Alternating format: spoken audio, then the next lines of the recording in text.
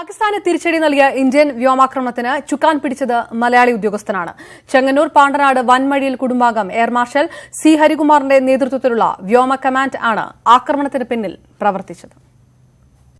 1979 യുദ്ധവൈമാനികനായി വ്യോമസേനയിൽ ഔദ്യോഗിക ജീവിതം തുടങ്ങിയ എയർ മാർഷൽ ഹരികുമാർ വിദഗ്ധ വിമാന പരിശീലകൻ കൂടിയാണ്. 3300 മണിക്കൂറിലധികം വിവിധ യുദ്ധവിമാനങ്ങൾ പറപ്പിച്ചിട്ടുണ്ട്.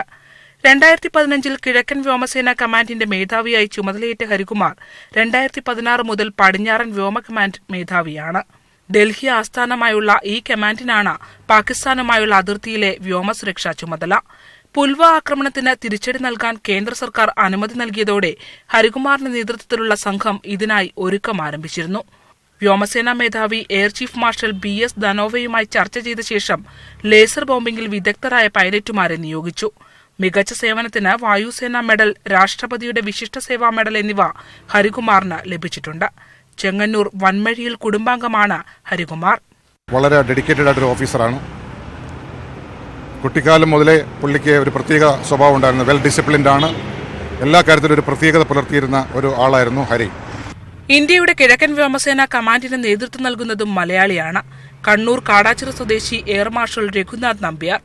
ചൈന, ഭൂട്ടാൻ, നേപ്പാൾ, മ്യാൻമാർ, ബംഗ്ലാദേശ് എന്നിവയുമായുള്ള അതിർത്തിയുടെ വ്യോമസുരക്ഷാ ചുമതലയാണ് കിഴക്കൻ വ്യോമ കമാൻഡിനുള്ളത്.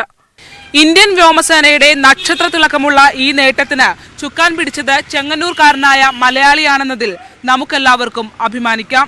ചെങ്ങന്നൂരിലെ വൻമഴിയിൽ വീട്ടിൽ നിന്നും ക്യാമറമാൻ കണ്ണൻ പ്രസേനൊപ്പം ശരണ്യ സ്നേഹജൻ, ന്യൂസ് 18.